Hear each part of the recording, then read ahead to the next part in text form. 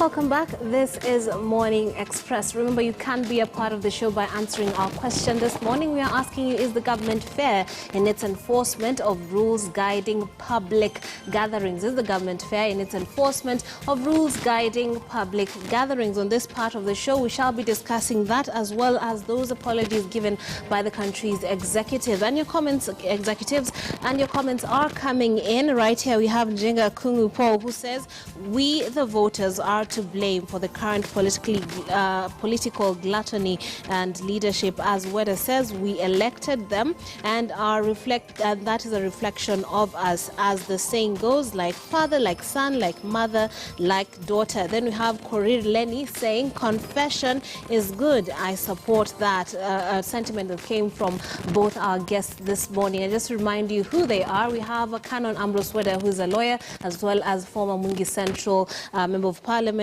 Joe Mutambo. And thank you for continuing on with us. So we'll jump off of that conversation online and just I'll put it to you to give us your deeper understanding of the intentions of those apologies that were given. One would say the president was hoping that apology would mean maybe the DP would halt his, onslaught, or his allies' onslaught against his development agenda, while the DP might be hoping that enforcement of the public order might not be so harsh as some of his allies have purported. What is your take on the real meanings, if we were to read in between the lines of these apologies?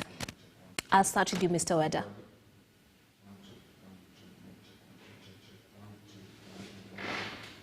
That President Uhuru Kenyatta has apologized. It is an apology to show humility. It is an apology to get into the hearts of Kenyans and to look humble, to look good. Mm-hmm. But they are not apologies that are meant to be enforced. They are to be sweet for the ears of the listeners, sweet for the ears of Wanjiku, Achieng, Kelo. That is exactly what they are. Otherwise, they will be telling us that we are sorry, we have done this, we have done that, we have done that, we have done that. We would be talking about, if they were genuine apologies, we would be saying, look, we promised reliable, affordable, quality healthcare. So far, we have not done that, and we are sincerely sorry. It's not an apology about political rallies, about things which they instigate. They beat each other over rallies, over corona meetings. Then they come and say, we apologize. If there were genuine apologies, they are followed by confession. You confess, then you say, I am sorry. And the things ordinarily we would want to hear are things about job creation. We'd be saying, we are very sorry, pandemic hit us as we are moving, the economy has been hit down. We are trying to make up. We are sincerely sorry that a few things we didn't do well. We are continuing to do them well. We are very sorry that when we came to you, we came as a united president and a deputy president, offering ourselves as one, saying, I'll rule 10 years, another one 10 years. We are sorry that now we are fighting. We look like we are enemies and we can't look at each other in the eye. That is confession, then you apologize. And after apology, you repent. Repent means you change your mind, you change. So without a clear definition, those are words for Wanjiku and people like Joe Mutambo, my brother, so that they nod and cheer and feel good and they go home feeling hallelujah. But nothing has changed. Honorable Ruto, I think, will continue to go on with these rallies and he will all continue eating tear gas and other people will continue cheering. Now, I think the president will also continue sending people to kick his deputy around as they celebrate some people who have also gone to worship in the mausoleum of the late Jaramogi Oginga Odinga. As the Kenyan nation, the people, they suffer. Now they are sending back their children to school. There is no respite on school fees. There is no arrangement. So you pay the price. I always say pain is the seed for change. So as Kenyans continue to suffer, these people continue to smear our faces with good words and apologies, which you ask yourself, why apologize, my president? Why apologize, my deputy president? Why apologize, my prime minister? It is to soothe your ears. Okay. Now, the DP's apology went something like this. I agree with what was said by our leader, President Uhuru Kenyatta, and we should find a path to forgiveness because we are all human with weaknesses. Likewise, I am taking this opportunity to say to all that I may have wronged in one way or another, I kindly ask for forgiveness. Honorable Mutambo, your take.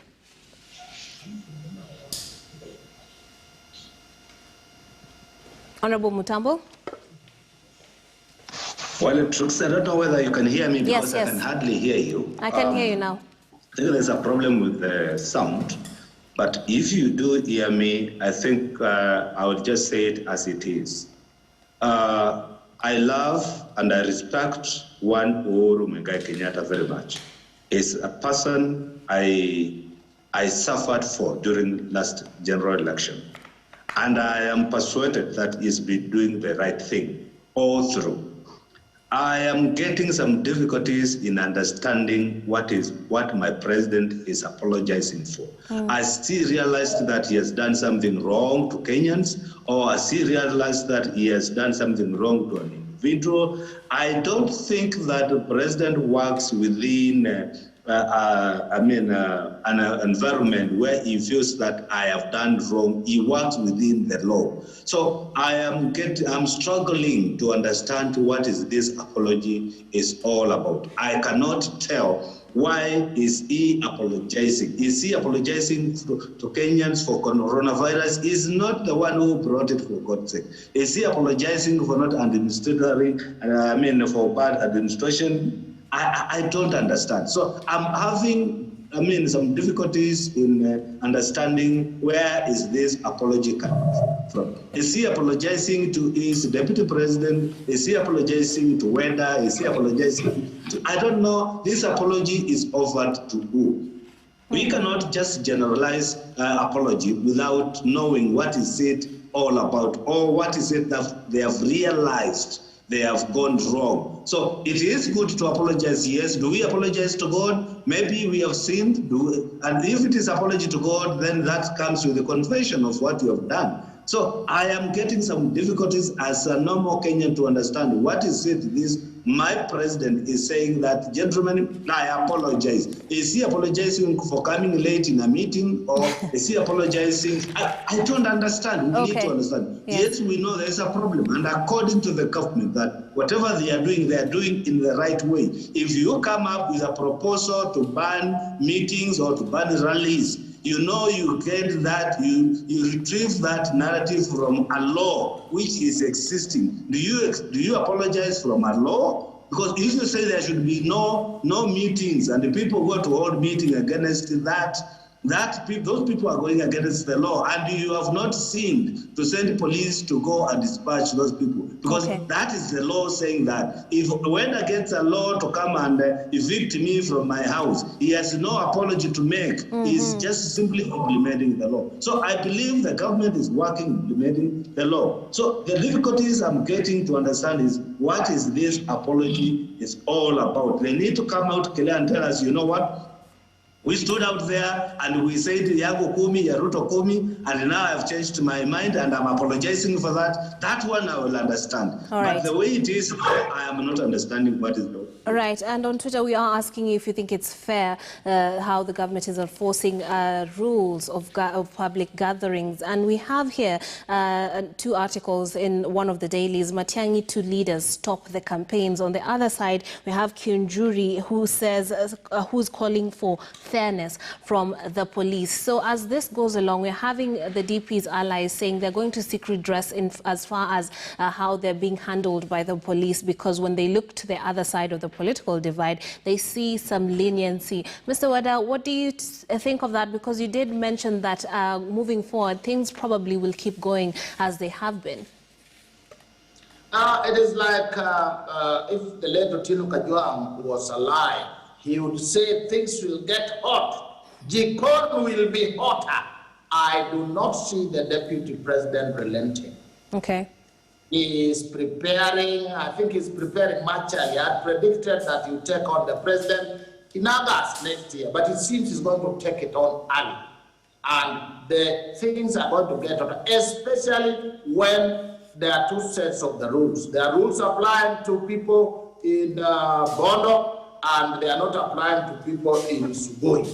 There are rules applying to people against, are applying against the likes of Alwali, and there are rules are applying against the rest of the others. So as long as there are two sets, as long as there is discrimination, there will be heightening of tensions. Even if the discrimination started being against Honorable Raila, they keep on saying, you will see us on the streets. So I really don't think the apologies, I really don't think there will be peace and calm until there is fairness. Where there is no fairness, either side, they will not be easy. Even if you start being unfair to President Uhuru, some of us will come and bite you. So our key will be fairness. Without it, there is going to be heightening of tension in such a way that you will see the deputy president taking on the president hard, and there's very little the president will do. Very little. Okay. Now, Honorable Mutambo, what's your take on that? Very true. If there is a double speak, yes. If you tell me not to hold a meeting in Mwingi Central and you allow a meeting somewhere in Bondo, then I will feel that there is no fairness. If you tell me not to hold a meeting in Kitui Central and there is a meeting in Moranga by some tycoons out there, then there will be no fairness. If we do not see fairness being exercised, the first meeting you should dispatch is the meeting in Kiambu because it is nearer where Mutiambai is. You cannot send police to Mbondo, I mean to Kapusabet to dispatch people, and yet you are passing Nakuru where there is a meeting going on. That Kenyans will not understand, and that will bring a lot of chaos in this country. People, the people come together to fight for their justice if they don't see that justice being offered by the people who are supposed to administrate that justice fairly. Yes. If people feel that we are being discriminated, and it is, against even our laws, people will go out there and say, no, this is not right. And we need to understand this came from the days, go back to your book of Exodus. You will understand, even God himself said, let my people go. You are not being fair to my people. Let them go. And the Pharaoh was not letting them go. And a lot of things were happening. God was performing a lot of miracles and bringing a lot of plagues to that country because he was not happy. He was saying, you are not being fair and just to people. If you treated this people fairly, that today you want to have some bricks and you send people from Egypt and from Israel, they go out there and they work together with uniformity, then there is justice. But the moment you tell me that there should be no rallies, and yet as you make this pronouncement, there is another one going on somewhere else. You are tear-gassing Abros and you are not tear-gassing Motambo, then there will be a problem in this country. And this may something worse than just people running across the police.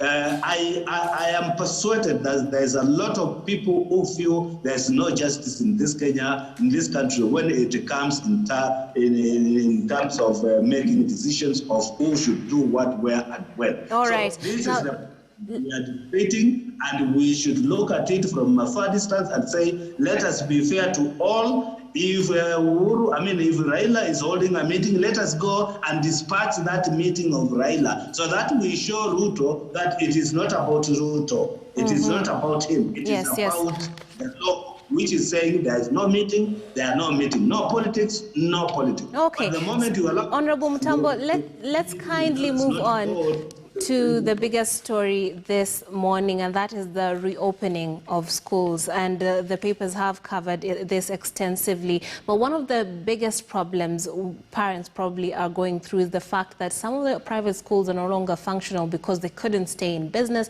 Some of them do not have school fees. And of course, there's that nagging worry of the rising of coronavirus cases, particularly in some rural areas. Nakuru is now hot on the heels of Nairobi in terms of the numbers. They're in the 80s right now. So, Mr. Weda, what do you make of this situation, the conundrum that some of the parents are being caught up in?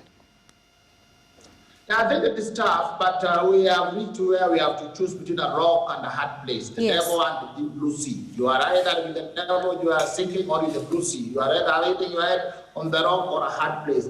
Choices have to be made.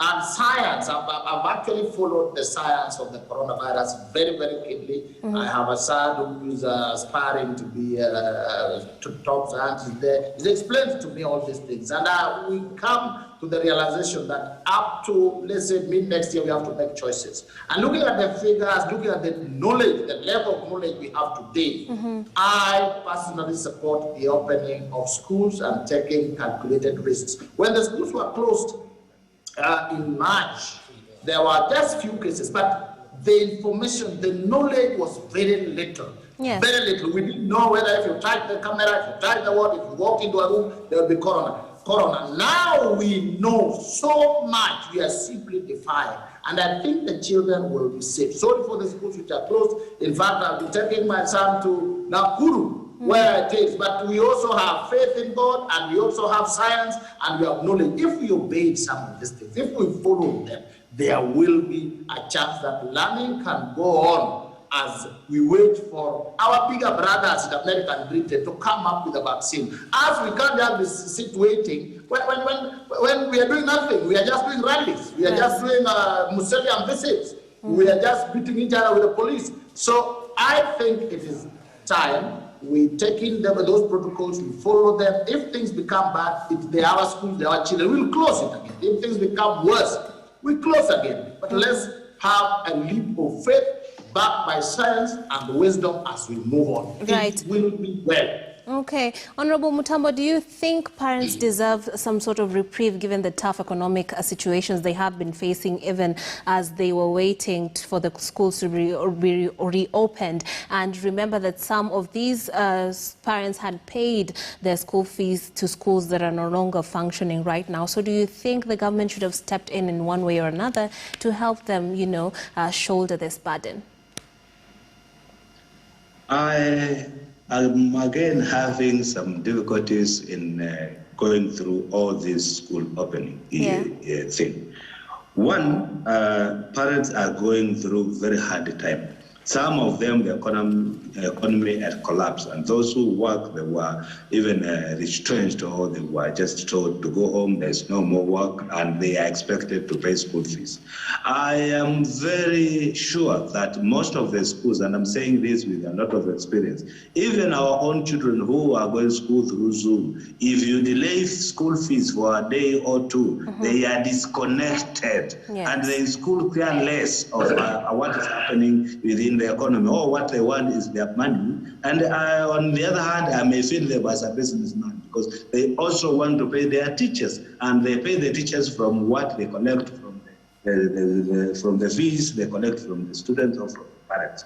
So we are having a very difficult time. What I do not understand is where the government is going to get all this money. We know, yes, the schools, the government pronounced itself that education is free, and it is only free to government schools, which sometimes it is also difficult to achieve. It has been difficult to achieve. And those free, that school were free education, people have not enjoyed it fully. You have never walked up, dressed your child and send them to school without being told, no, you have to pay activity fee, you have to buy that book, you have to do this, you have to do this. So it is not free per se. Yes, we know that government is sending a lot of money to schools per capita allocation, which they give to schools. But is that enough to take care of what is happening today? The answer is no, it is not. And do we have that particular budget to send to schools to cushion the parents? The answer, I would say, still no. The government do not have that money to do so. So if your child goes to a private school, I don't see government coming in and saying we have come in to pay Brookside. School.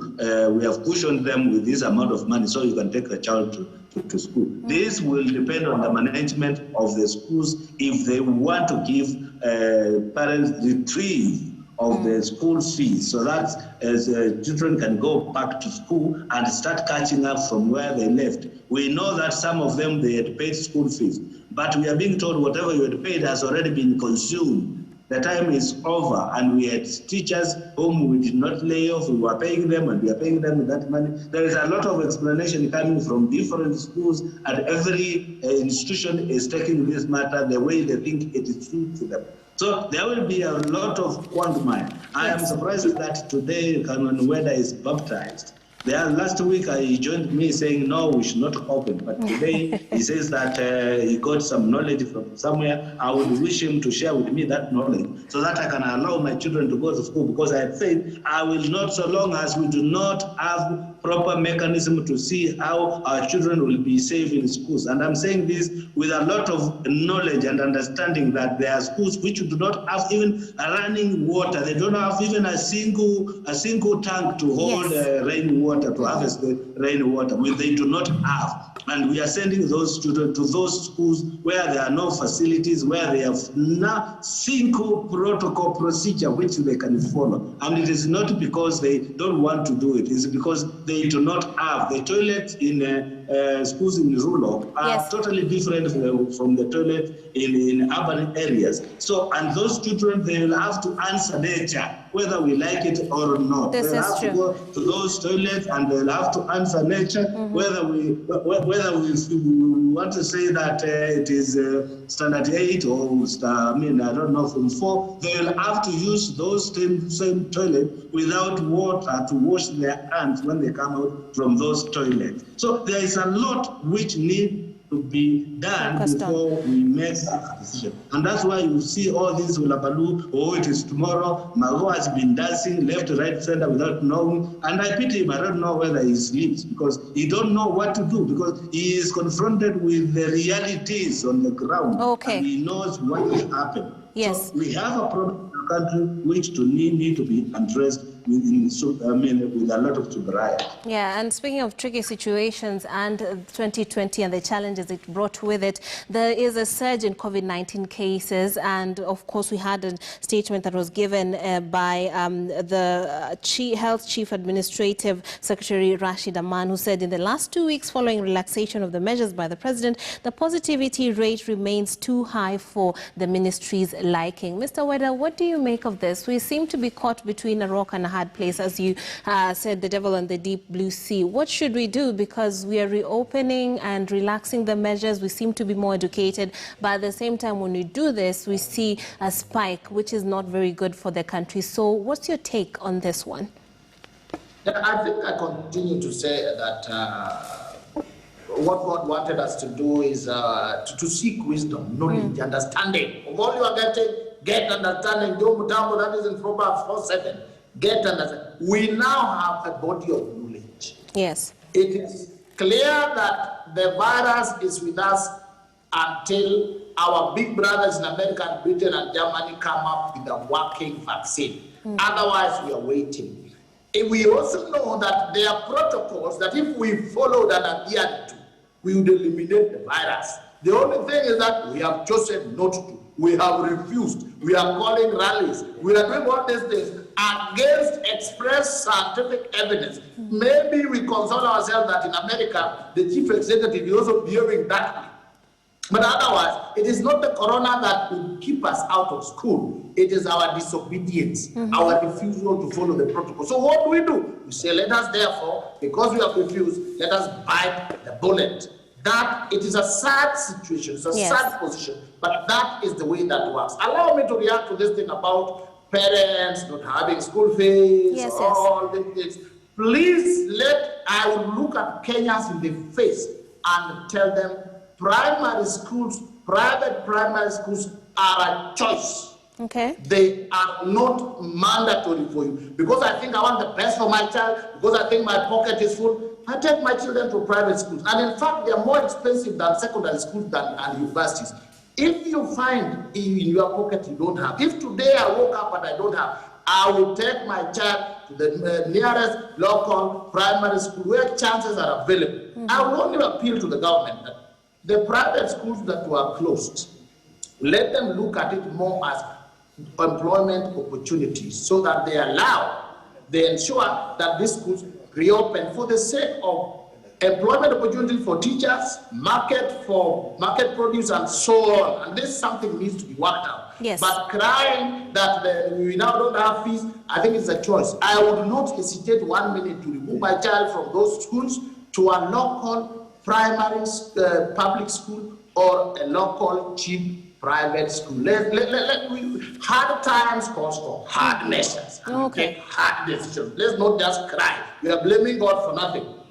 Right. Thank you very much, Mr. Wedder. Canon Ambrose Wedder is a lawyer and a regular here on the show, as well as Honorable Joe Mutambu, former Mungi Central Member of Parliament, for your sentiments on the biggest topics that have unfolded over the weekend. Now, just to give you an update on those numbers, speaking of coronavirus, Nakuru reported 86 cases. We had Nairobi at 84 cases. Mombasa is at 51. Trans Nzoia is one of the rural countries recording high numbers of infections. Yesterday, they were at 49, Kiambu 29, Kisumu 17, Kericho 11, Meru 10, as well as Busia. And from the corner of my eye, I can see Robin Toskin is getting set up for the next segment, that is Sports Chat. So stay tuned for that as we prepare to get the very latest in that sector. So let's take a break. When we come back, we'll have more for you here on Morning Express.